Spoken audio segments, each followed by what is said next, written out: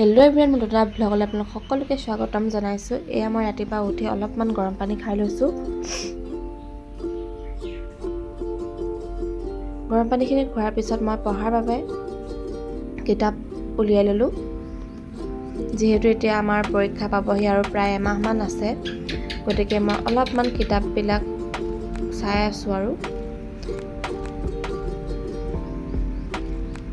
এতিয়া মই চুলিখিনি বান্ধি লৈছোঁ, কাৰণ পঢ়া সময়ত চুলিখিনি দিগদাৰ কৰি থাকিলে বহুত প্ৰব্লেম হয়।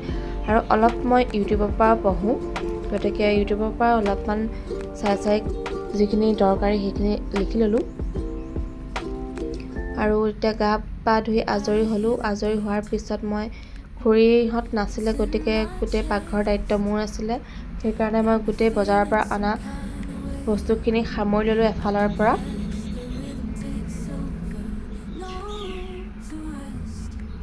লগতে আমাৰ মুক্তা আহিছে, মুক্তা আহি কিবা কিবি কৈ আছে, মই তাইৰ লগত কথা পাতি আছোঁ।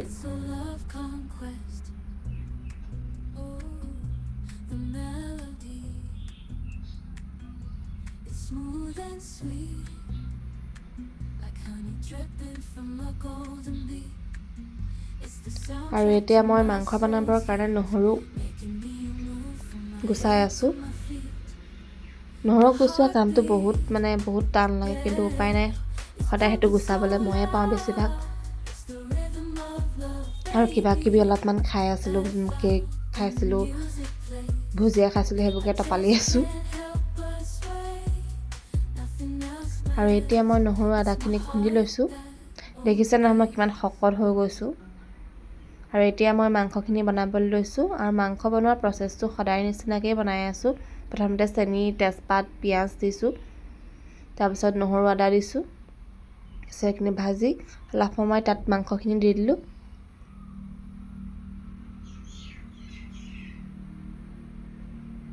এইখিনি দিয়াৰ পিছত মই ইয়াত নিমখ হালধি যোগ কৰিলোঁ।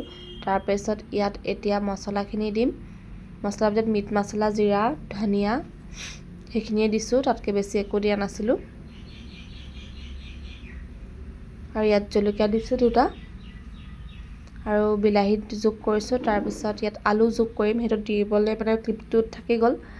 আৰু এইফালে মাছ ভাজিম, লিঠা মাছ। আৰু এইফালে মাছখিনি ভাজি ল'ম। মাছখিনি বহুত বেছি ফুটে, যিহেতু বাকলি নথকা মাছ বহুত বেছি ফুটে। সেইকাৰণে মই মাছখিনি লাহে ধীৰে অকণমান ভাজি ল'ম, ঢাকি ভাজিম, কাৰণ নহ'লে ফুটি মোৰ চকুৱে তকুৱে পৰিবহি আহি। এইখিনি ভাজি হৈ গ'ল। আৰু ইফালে মাংসখিনি সিজাইছোঁ মানে কি, অকল ভাপত সিজাইছোঁ, তাত পানী চানী এড কৰা নাই। আৰু এইফালে মই সেইখিনি তেলতে পিঁয়াজ দিছোঁ, পিঁয়াজ, আদা, নহৰু, জালুক সেইখিনি দি অলপ সময় ভাজি লৈছোঁ। জালুকে তাত থকা গোন্ধটো অকণমান কাটে, তাত অলপমান গোন্ধ এটা থাকে। আৰু এয়া মই আলু সৰুকৈ কাটি দি দিছোঁ। আৰু ইয়াত হালধি আৰু নিমখ দিছোঁ। তাৰ বাহিৰে মই ইয়াত একোৱে মছলা ইউজ নকৰোঁ। আৰু এইফালে পদিনা আনিছিলে, সেইখিনি গুচাই লৈছোঁ।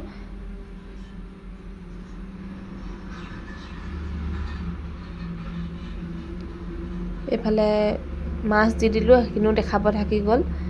আৰু এয়া উতলি হৈ যাব। এনেকেই খাই বেছি হেৰি নকৰে আৰু বেছি ডাঠ নকৰে, অলপ জুলীয়াকৈ খাই এই মাছটো আমাৰ ঘৰত। আৰু এইফালে মই বনাই আছোঁ পদিনা চাটনি। ইয়াত পদিনা দিছোঁ, তাৰপিছত দিম ইয়াত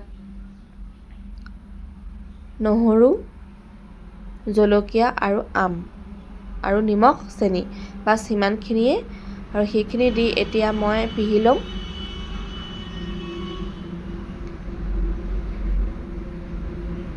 এয়া পিহি হৈ গ'ল, দেখিছে। তাৰপিছত এতিয়া মই শুই উঠি আমাৰ ভণ্টি দুজনীক মই পঢ়াই আছোঁ এইকেইদিন, সেয়া পঢ়াই ল'লোঁ। তাৰপিছত এতিয়া সন্ধিয়া চাহ চিকেন পকোৰা বনালোঁ, চিকেন পকোৰা, চাটনি আৰু কেটচাপৰ লগত ৰঙা চাহ। আৰু এতিয়া মই এয়া খাই বৈ আজৰি হৈ নিজৰ পঢ়া কামত বহি গ'লোঁ। যিহেতু পৰীক্ষা আহি আছে, গতিকে অলপমান পঢ়া শুনাটো কৰা হৈ আছে। আৰু যদি মোৰ ভিডিঅ'টো চাই ভাল পালে লাইক, শ্বেয়াৰ এণ্ড কমেণ্ট কৰিব, নতুন হ'লে ছাবস্ক্ৰাইব কৰি দিব। তেন্তে আজিলৈ আহিছোঁ, বাই বাই।